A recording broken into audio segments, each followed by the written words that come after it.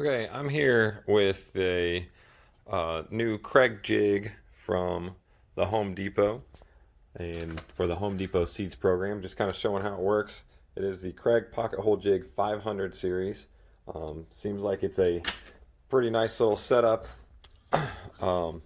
Works with just kind of a hydraulic, and then once you get it and you're done, hit the button, pops right back out. It has a lock, so you can lock it out so it won't move in and out anymore. Also has adjustable settings depending on the thickness of your board. Came with clamp, 2 sets of screws, the size of board, check. Okay, so showing that that's 3/4 of an inch. Came with the actual bit and with the drill, and on the drill bit, get this turned a little bit. It's got markings, kind of tough to see, but 1.5 inches, 3/4 is what it's set on, and 1/2 inch, so that you go to the correct depth as you're drilling your holes. So that's the jig. Kind of the setup. I've got a couple pieces of scrap wood here. I'm just going to drill a couple holes into this board and then attach that board on the side. Just a couple pieces of scrap, like I said. So there's a feature on most Kreg setups, and the little dots are center marks depending on the width of your board. Okay. There's also 3 hole sets, and those hole sets also are going to be depending on the width of your board. In the manual, it explains that to you with a nice little chart. Okay, and my board is 2.5 inches, so I'll be on this bottom chart, which means I'm going to use mark B, which is the very center one, to line up the center of my board. And I'm going to use guide 1 and 3.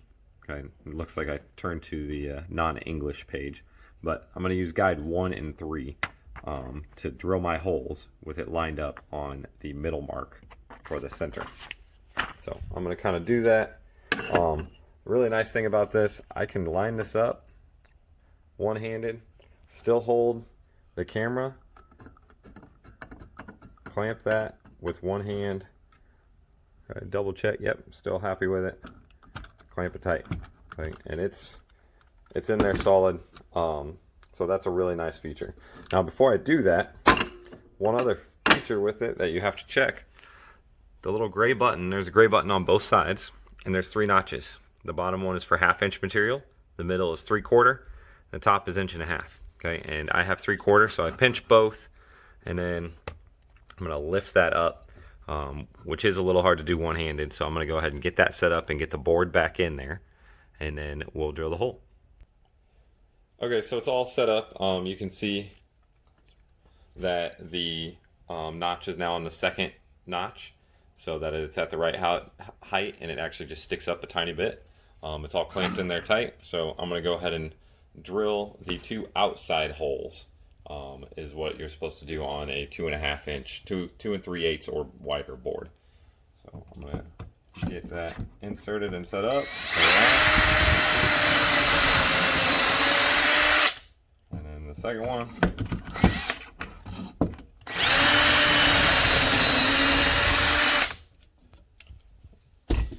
So the holes are drilled, the quick release trigger, and you can see the holes come out nice and perfect, all lined up. Okay.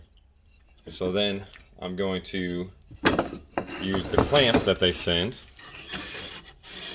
to just clamp this board on the end. It doesn't have to be the clamp they send, but any clamp to kind of hold that, and then place your board you're going to screw into to push against it. Okay, that's kind of the setup they want you to go with. Since this is just a couple scraps and I don't really care about it that much, I'm just going to hold it by hand. Okay, so all set up. You can see I've just got the board sitting next to it. Normally you'd want to have a clamp, things to push against. You might notice when I put it in, it might push away from the board a little bit, which is why you'd want to have everything clamped and secured. But for a piece of scrap, you can just kind of see the bit they send you gets it so that you're at the right angle. to be able to put the screw in. And then I'm going to push it in. There's that little gap I was talking about since it's not clamped on this project. So get the one screw in, get the other screw in, and see, doesn't come through. No damage on the outside. Even for just holding it with no clamps, it came out pretty smooth. If I had clamps and everything set up the way you should, it would come out even better. But overall, really easy product to use. I love the hydraulic squeeze and release. Makes it really quick and easy to do one-handed. Great new feature from Kreg.